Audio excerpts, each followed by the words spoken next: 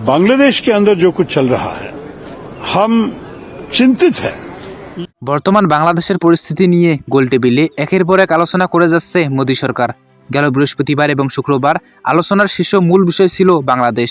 আবার 11 তারিখ বাংলাদেশকে নিয়ে আরও একটি আলোচনার ডাক দিয়েছে দেশটির সংসদের পররাষ্ট্র বিষয়ক কমিটির প্রধান শশী থারুর। সাংবাদিকদের দেওয়া এক প্রশ্নের জবাবে তিনি বলেন, আমরা আগামী 11 ডিসেম্বর বাংলাদেশ পরিস্থিতি নিয়ে আলোচনা করব। যদি ভারত সরকারের পক্ষ থেকে এস জয়শঙ্কর এই আলোচনায় যোগ দেয় তাহলে ভালো হয়। হ্যাঁ, বাংলাদেশ পরিস্থিতি নিয়ে খুব বেশি কথা বলা ঠিক হবে না, কারণ আমাদের মনে রাখতে হবে বাংলাদেশ একটি আলাদা দেশ। এটা আমাদের দেশের সাথে সংশ্লিষ্ট নয়। এই বিষয়টি পররাষ্ট্র মন্ত্রণালয়ের দায়িত্ব, এটা তাদের কাজ। তিনি বলেন, বাংলাদেশের হাইকোর্ট ইসকনকে নিষিদ্ধ করেছে, কারণ এটা সে দেশের জন্য ভালো নয়।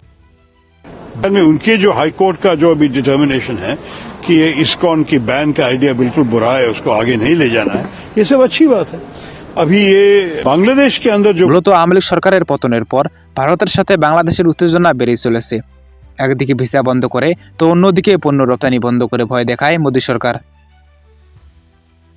ভিসা বন্ধ থাকার কারণে বাংলাদেশের অনেক অসুস্থ রোগী চিকিৎসা নিতে ভারত যেতে পায় না। বাংলাদেশের প্রতি মোদীর কেন এত অনুরাগ তা যেন প্রতিটি বাঙালিকে ভাবিয়ে তুলেছে। এদিকে চিন্ময় কৃষ্ণ দাসকে গ্রেপ্তারের ঘটনায় ভারতের পররাষ্ট্র মন্ত্রণালয়ের মুখপাত্র রণধীর জয়সওয়াল ব্রিফিং করেছেন। ব্রিফিংয়ে সাংবাদিকরা বেশিরভাগই বাংলাদেশ পরিস্থিতি নিয়ে তাকে বিভিন্ন ধরনের প্রশ্ন করেন।